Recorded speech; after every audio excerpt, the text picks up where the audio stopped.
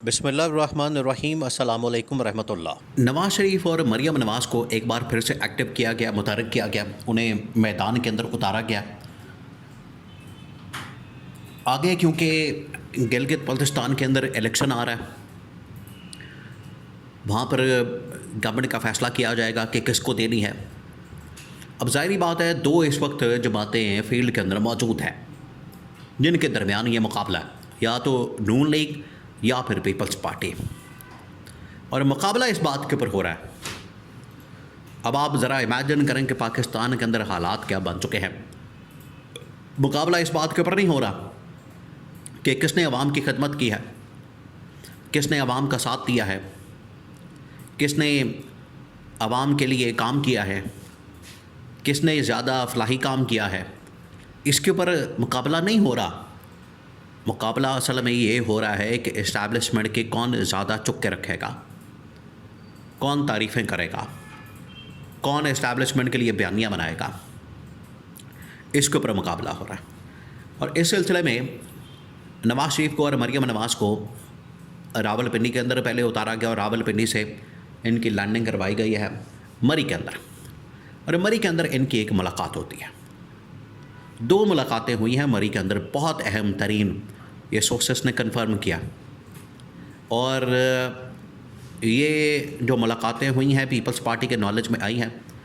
Peoples party के लिए ये बड़ी तबाहकुन किस्म की सूरत हाल है, बहुत तबाहकुन है। पीपल्स पार्टी के तो आइडिया ही नहीं है कि पीपल्स पार्टी के साथ हो क्या रहा है। पीपल्स पार्टी के साथ तो हाथ हो रहा है, उनके साथ तो धोखा हो रहा है। क्योंकि पहले ही जो 2.5 साल का टेन्योर मुकम्मल होने के बाद जो उनका 2.5 साल का टेन्योर बनता है वो उनको नहीं मिल रहा। ये एक सबसे बड़ा धोखा किया गया, जो कि रिटन एग्रीमेंट बाकायदा तौर पर मौजूद है दोनों सियासी जमातों के दरमियान। और ये पीपल्स पार्टी किसी वक्त भी धमाका कर सकती है और इतना बड़ा झटका देगी मौजूदा गवर्नमेंट को, क्योंकि इन्होंने धोखा किया। इन्होंने असल में पीठ में छुरा घोंपा। और ये इनकी फितरत क्या, आपको पहले बता दिया था। शहबाज शरीफ कोई ट्रस्टवर्दी आदमी नहीं। शहबाज शरीफ के ऊपर आप एतबार नहीं कर सकते, एतमाद नहीं कर सकते। शहबाज शरीफ एक जिस तरह से नालायक, नाअहल और करप्ट है, बिल्कुल उसी तरीके से शहबाज शरीफ धोखेबाज आदमी है। उसने अपने भाई को नहीं छोड़ा इक़्तिदार की खातर, पावर की खातर। उसके पीठ में छुरा घोंप दिया और ख़ुद आके वज़ीर आज़म की कुर्सी के ऊपर बैठ गया वज़ारत उस्मा की। तो आसिफ ज़रदारी क्या चीज़ है, कौन से खेत की मोली है। आसिफ ज़रदारी के साथ जो मुआहदा किया गया कि 2.5 साल आपके 2.5 साल हमारे, उसमें फ़र्क कर दिया। अब लड़ाई हो रही है गिलगित बल्तिस्तान के अंदर गवर्नमेंट के लिए। कौन वहाँ पर आके बैठता है, कौन वहाँ पर आके बराजमान होता है, कौन वो सीट संभालता है, ये असल में लड़ाई हो रही है। उसके लिए उतारा गया है नवाज़ शरीफ को मैदान में। अब नवाज़ शरीफ की बातें सुने आप, आपकी हंसी निकल जाएगी। आप यकीन करें, नवाज़ शरीफ आके जो कहानियाँ वहाँ पर बयान कर रहा है, ये हालत भी होनी थी नवाज़ शरीफ की कि 50 साल की सियासत का कैरियर नवाज़ शरीफ का, 50 साल। और हालत ये है कि जो सियासी कैरियर का इख्तिताम हो रहा है, 2 हलकों में इलेक्शन लड़ा, दोनों में हार गया। एक मानसेरा से, दूसरा लाहौर से, जहाँ पर एक खातून, जेल के अंदर बैठी हुई खातून, डॉक्टर यास्मीन राशिद, इमरान खान की बड़ी ज़बरदस्त खिलाड़ी, जेल से नवाज़ शरीफ को उड़ा के रख दिया।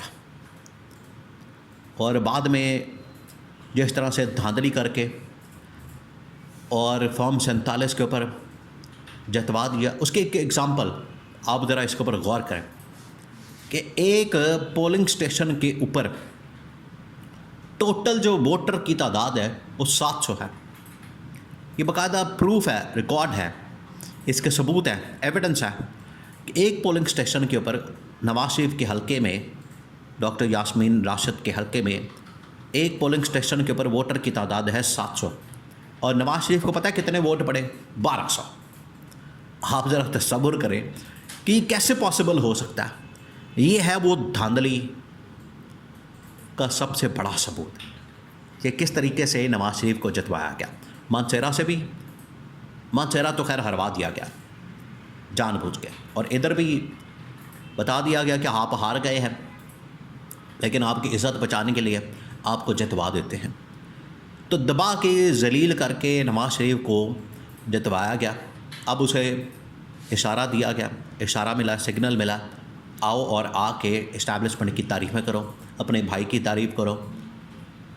पीपल्स पार्टी की तारीफ़ उसने की नहीं और फिर केपी गवर्नमेंट के ऊपर हमला कर दिया। अब उसने आके क्या बातें की हैं, ये असल में गिलगित बल्तिस्तान की गवर्नमेंट हासिल करने के लिए नवाज़ शरीफ को मैदान में उतारा गया कि आप इस्टेब्लिशमेंट के साथ थोड़ी तारीफ़ करें, बना के रखें, कुछ ठेके ठुके निकालें और डेवलपमेंट के प्रोजेक्ट लॉन्च करें, वो इस्टेब्लिशमेंट के इदारों के हवाले करें, वहाँ से पैसा निकलेगा, आपको गिलगित बल्तिस्तान के गवर्नमेंट दे देंगे।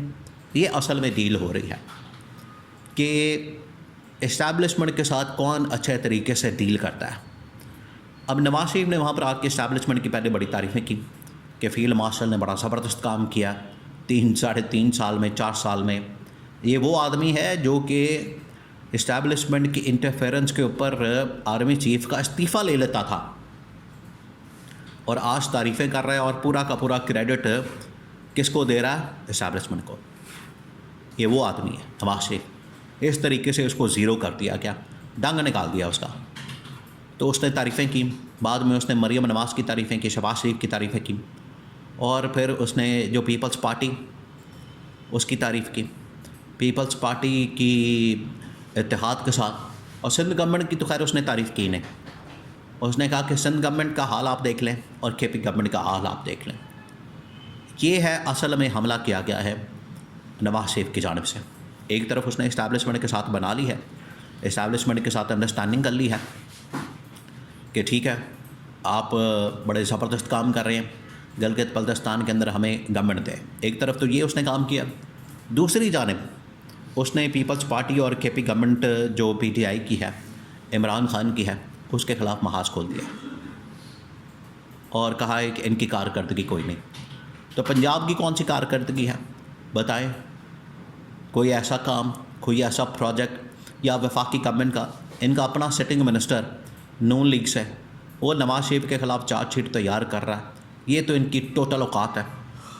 ये क्या बताएंगे अपनी कारकर्दगी के मतलब? आवाम में जाएं, आवाम आपको बता देगी आपकी कारकर्दगी क्या है। टोटल आपकी जो कारकर्दगी है, आवाम में जाएं आपको लग पता जाएगा। ये जो कहते हैं ना कि मियाँ जो तो आएगा तो लग पता जाएगा, आप जाएं आवाम में आपको लग पता जाएगा। ये सूरत हाल बन गई है। तो ये इनका आना जाना, मुलाकातें करना, मीटिंग करना, ये सिर्फ वक्ती तौर पर बज़ाहिर आपको नज़र आता है कि बड़े ये एक्टिव हो गए। असल में पीछे कहानी अपनी डील, अपनी मुकमका, अपनी सारी कारस्तानी ये कार फरमा होती है। और असल में जो गिलगित बल्तिस्तान का इलेक्शन है वो निकालने के लिए, गवर्नमेंट हासिल करने के लिए अब ये सारी भाग दौड़ की जा रही है।